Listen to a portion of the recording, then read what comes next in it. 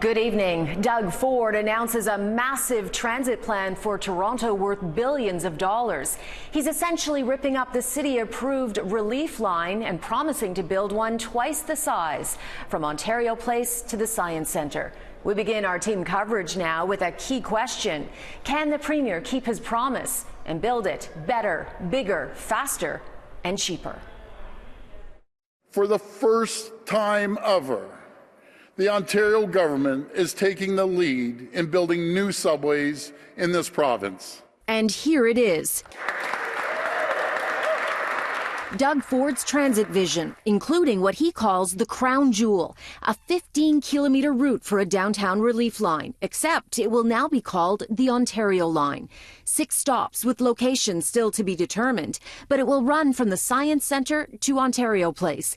And, this is crucial, divert an estimated 55,000 riders every weekday from the overcrowded Line 1 at a cost of $10.9 billion. And it will move 400,000 more on the new line. That's 400,000 passengers every weekday.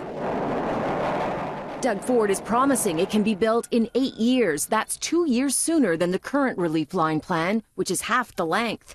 How? By not tunneling under the Don River, crossing over it on an elevated track instead, and using a system of lighter, faster, driverless trains that will run separate from the current subway system. Bold ideas, big promises, and risky. There's an election in just over 3 years. If voters don't see progress, it could backfire on the Premier. Are you putting your name on the line here? Are you going to put your political reputation on the line that this actually can be done on time, in the time constraints, and on budget? 100%. I'd put my name behind this any day. The problem with transit in the city, they didn't have the funding. They didn't have the money.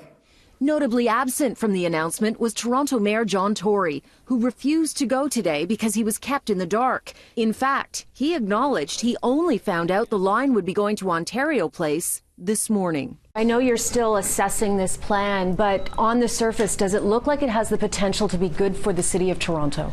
I think there are aspects of it that are definitely good, but that there's a lot of questions to be asked and answered at the table. In contrast, Richmond Hill Mayor Frank Scarpetti was ecstatic. The plan also calls for the Yonge North subway extension to open shortly after the Ontario line at a cost of $5.6 billion. You've got to give the Premier and his team a lot of credit. They hit it out of the park today. The official opposition is far less optimistic. I am sceptical that it is Doug Ford delivering the message, because Doug Ford does have a history of making big announcements, and when those announcements see the cold light of day, they just don't add up.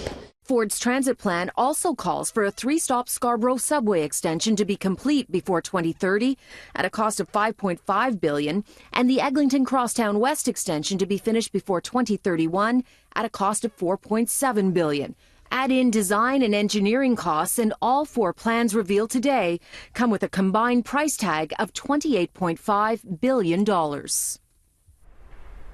Now, there are so many details that still have to be worked out. For example, what would Toronto's portion of the bill be? Will the feds put in more money? The province is saying it will put in $11.2 billion. When asked, the Premier said if the other 2 levels of government won't chip in, the province will pay for everything.